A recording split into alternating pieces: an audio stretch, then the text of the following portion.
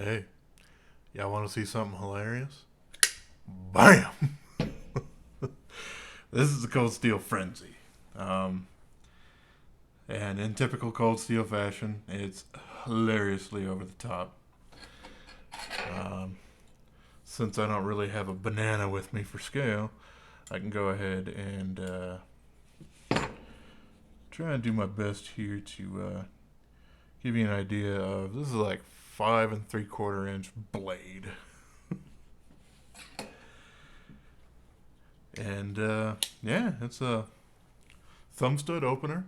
Um, it's obviously not gonna fling out like a little dainty dude. You really got to give it the gusto if you actually want it to come out, but it does come out. This guy's also using their Triad lock, which is cool. But they don't really have much in the way of steel reinforcement on the inside, so it's super strong, but it's only as strong as the G10. So that's kind of an interesting conundrum you got with it. This guy's got a pretty darn crazy Wharncliffe blade kind of thing going on. The angle on this is a bit high. However, the slate curve, that's how it comes. It does not come fully straight. So I'm only to fault for half of how that is. But yeah, this thing is a bit hilarious. If you're actually holding it up front, you got a little groove here for your finger.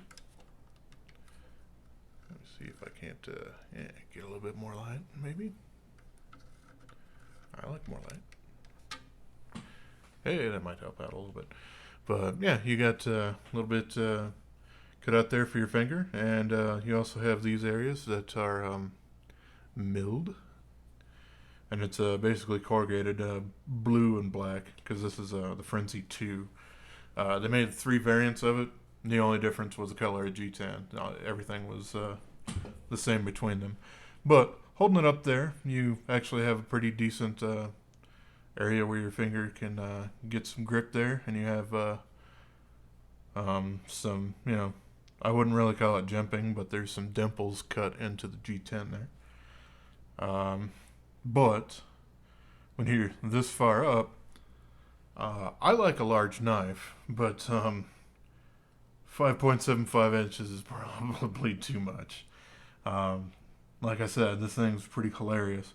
But you can also grip it back here, which I honestly don't know exactly why you would want to do that, because the handle itself isn't super designed for it. Like, I guess you could do a reverse grip with it, and that might help a little bit. I guess if you're into, the whole knife fighting kind of thing there. But yeah, this is something where the handle is, it's there. It's obviously for me nowhere near a two-hand affair, so it's certainly not a pocket sword. Um, but yeah, it's they're actually using S35 VN steel on here, which is great. I'm used to Cold Steel boasting about how good their 440A and then later on their AOS 8A was. So it's nice to see them actually come up into the future and embrace some actual nice blade steels, which is great because their heat treat's always been rather well. So if they actually pair that with better steel, we all win. So that's probably why a lot of people are still really happy with cold steels because a lot of them have really upgraded over time. Like the Recon ones that started out in 440A and then AOS 8A, and now they're up to S35 VN, which they actually switched to because it was really hard to get Carpenter's CTS XHP steel, which it's another really good steel. Whatever. Yeah. So yeah, this is a little lockback. I do kind of want to take it apart, kind of show you what's going on inside there. This is certainly not a ball bearing lock or ball bearing writing knife. I off the top of my head, I'm not familiar with a whole lot of lockbacks that use ball bearings. Why? Because it all has to do with the blade riding on the back of there. So it really doesn't matter how smooth the pivot action is. If it's not smooth up there, it's really not happening, and it's really not super strong. They just put a ball bearing on the underside of it. So there's that. Cold Steel forever has used T6 for their body screws, and if I remember right, T9 for the pivot. But we will find out as we go through. Right now, I just have T6 and 8. But if I do need to fish out my T9, I certainly will.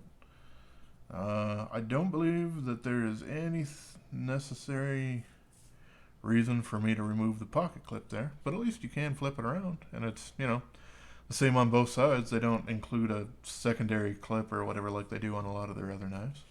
So that's nice.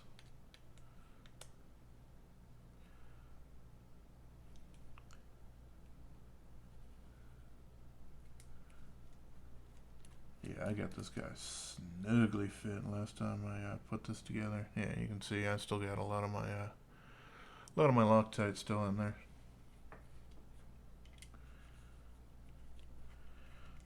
This is quite thin of a knife. It because of the lockback nature of it, it does remind me quite a bit of a lot of the Spyderco, like Delica and Endura options and Police, but more the I guess more the stainless steel ones, the ones that were even thinner. Yeah, I mean, obviously it does have thickness, but where your fingers are, it's a little bit less. So, good stuff. Alrighty, let's see. This is, well, it is technically 9, but this 8 is actually working alright, so I will go with that. So I just took the pivot out there. And a lot of knives I do like to just shove it out the other side, but it doesn't look like that's really going to be happening here. So now that that's out, I'll go ahead and take this last screw out of the back, and I think it's part of what holds the Triad lock back in place, but maybe I'm wrong on that. Yeah, okay. Well, we got them all open here. You can see there's also a pen for the lock back to ride along if you're not super familiar with lockbacks in general.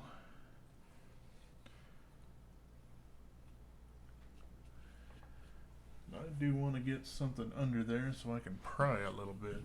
Let's see what I got. Ah, there it is. Yeah, fix it, Jimmy.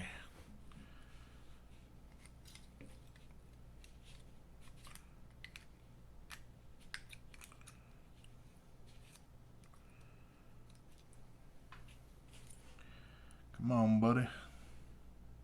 I just want to look inside you. Man, this guy really doesn't want to let go. I can pull some screws out from the other side here. That'll probably help as well. Maybe.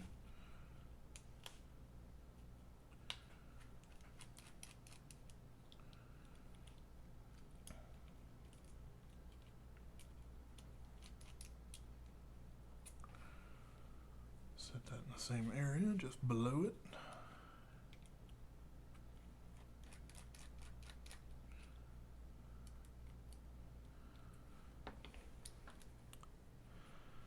I'm just about ready for the weather to start cooling down a little bit. I'm a big fan of cooler weather. Imagine that, me being in, the Denver area.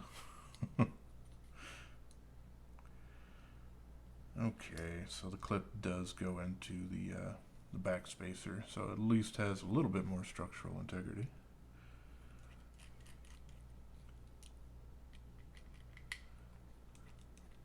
Than just screwing into just one slab of G10. It is obviously another just chunk of G10 over there, but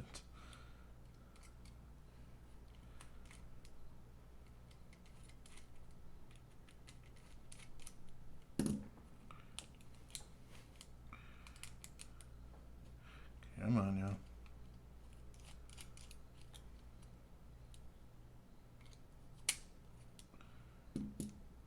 Aha. This screw right here, once I fully pop that off, immediately the back spacer jumped up. That's because it's under pressure from the lock back there. So interesting the way that they actually use that together. Kind of scary if you do end up losing the pocket clip or whatever for whatever reason. You really do have to worry about shoving that screw back in there. Otherwise, this knife is pretty much useless. But in general, don't really need to open up lockbacks very often. Yeah, so there's the back slab of that doesn't feel like G10. Maybe it's Delrin or another really dense plastic. It's probably more or less likely what it is. But that also has a little lock bar tension thing going on there, and you have your lock back thing there. This guy clamps over in the side of the blade. Here, I'll pull them on out.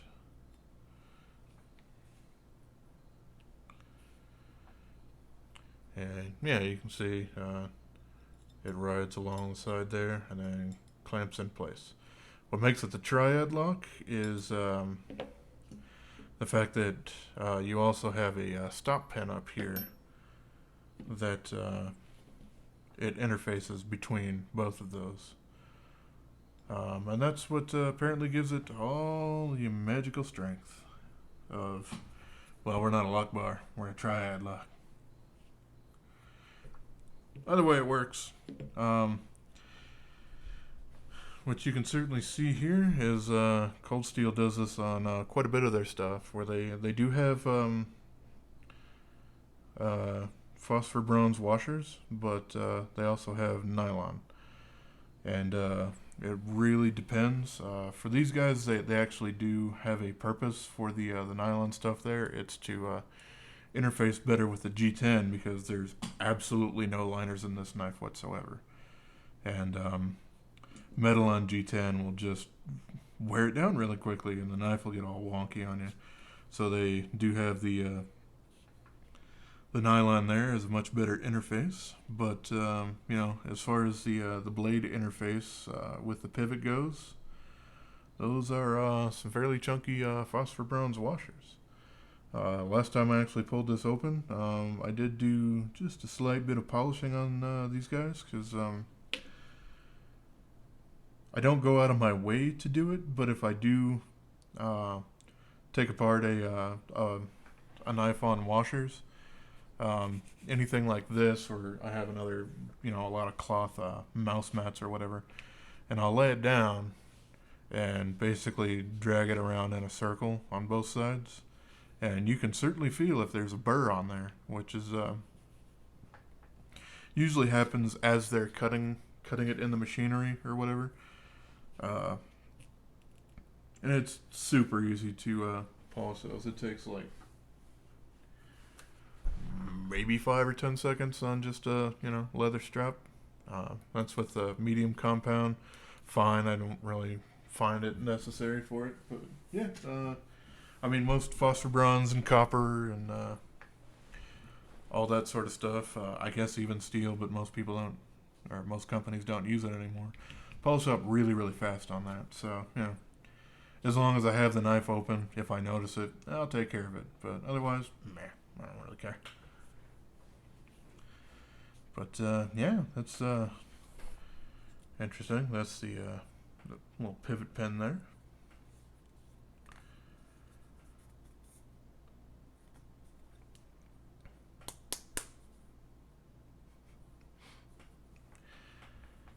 Always interesting. It's just hilarious with how large that blade is. They have a little bit of a fuller in there, which that cuts down on weight a little bit. But yeah, that's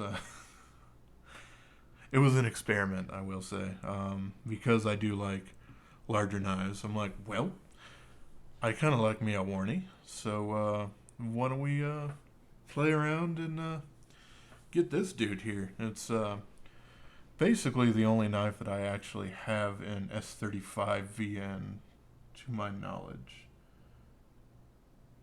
Yeah, I have a lot of older knives that are in S30, but this is about the only one that I have in S35, which is cool. Um, Obviously, I do want to probably work on the edge a little bit.